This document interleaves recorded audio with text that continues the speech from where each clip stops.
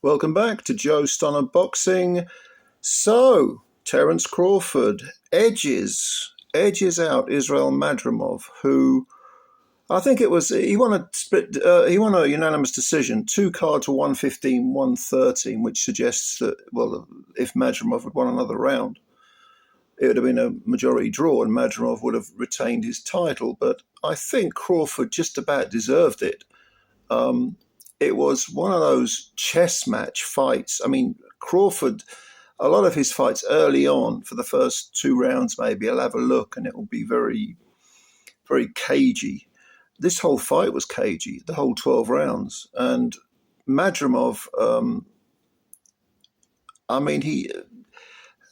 the crowd were booing because I think it's because of, well, very little was happening. I mean, it was so nip and tucks. Neither one wanted to make a mistake. But Madrimov managed to keep Bud guessing because he had this very sort of unusual, herky-jerky, rhythmless style, a whole ton of feints coming at you. And it took Crawford a bit of time, I think, to sort of get the range where he felt comfortable firing these usual hurtful punches. Now, Madrimov had the most success with the right hand because he was coming over with it occasionally. He also jabbed quite well down the middle. There were one or two uppercuts, I think, in there, but Bud definitely was the one banging to the body. He just didn't do enough of it. There weren't really enough punches thrown by either man throughout the whole fight. I wouldn't say at any point was either man in any trouble. Again, I get back to this word cagey, crafty sort of fight. But at one point you felt, well, Madrimov is going to have to, roll the dice because bearing in mind that this fight took place in LA, Crawford, he's from Omaha. I mean, this wasn't in Omaha, but, he's the American in America. Israil Madrimov from Uzbekistan. Was he going to get a decision over there? Probably not, but if it was close, and it was reasonably close, I do think Crawford landed the more precise punches. But there were occasions when Madrimov was landing some bang on the target individual shots. Like I say, the right hand was clearly his favourite punch. He couldn't put combinations together. He just seemed to be slightly reticent for the first half of the fight. And in the second half, he was kind of looking for heavier punches, hence the reason they were pretty much singles. Whereas when a combination was fired, it was normally from Crawford. There was one round where he landed I think 2 or 3 uppercuts in a row, like a double uppercut or a triple uppercut. Again, Madrimov wasn't buzzed or anything like that. But it was crafty stuff. It was very cagey. It was all those words that I've used a moment ago that keep popping into my head.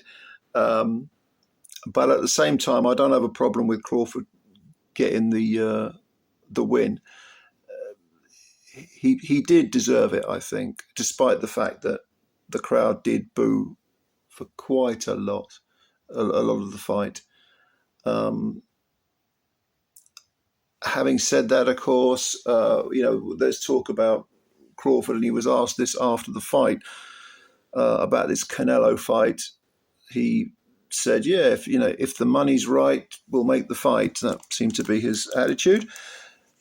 I've always hated the idea of that fight. I think it's a ridiculous matchup.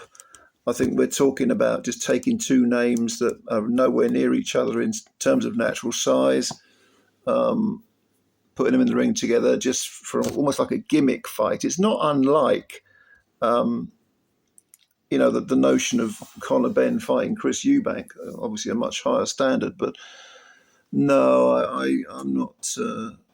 I'm not keen on that fight at all. As the saying goes, there are weight divisions for a reason, and I just don't think that Crawford's big enough, to be honest with you. And even if you accept for the fact that Canelo has diminished slightly.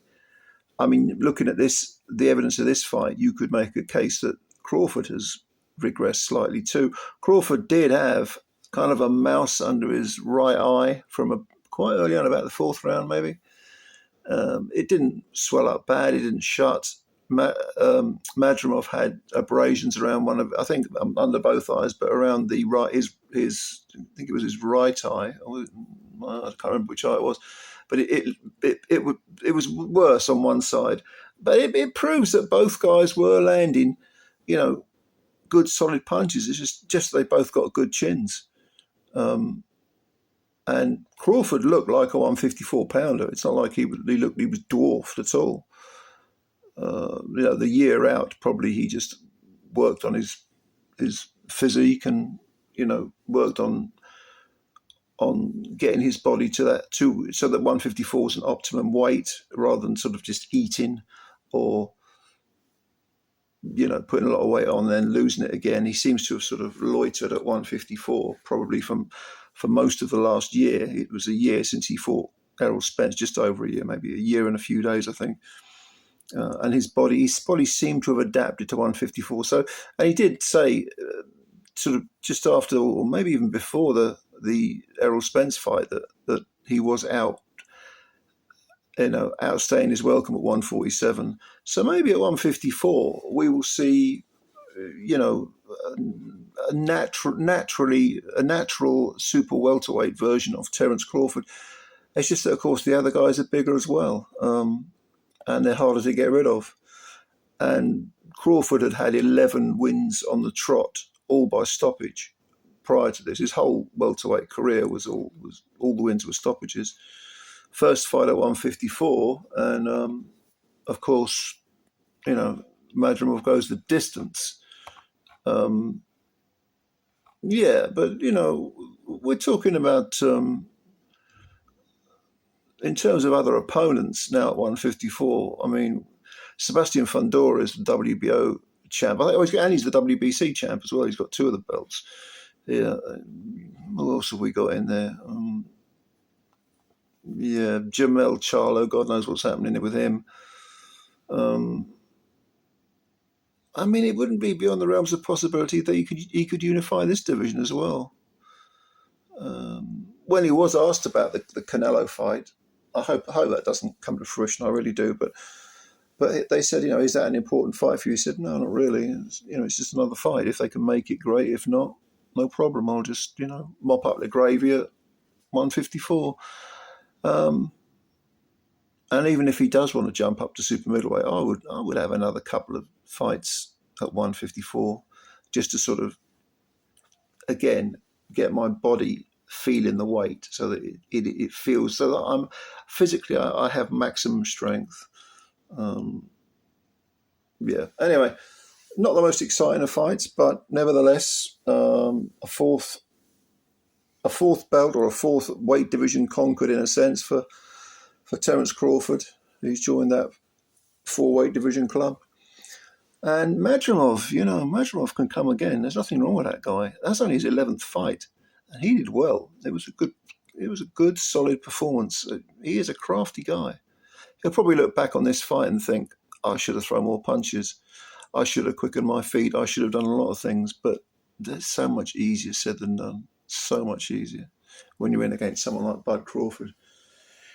So let me know what you think or what you thought about the fight if you watched it. And, of course, leave your comments below and please subscribe to the channel if you're new. That would be a big help to the channel. And also hit the like button if you don't mind, because they count them, apparently.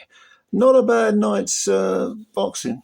It's now just gone 7 a.m. in the UK.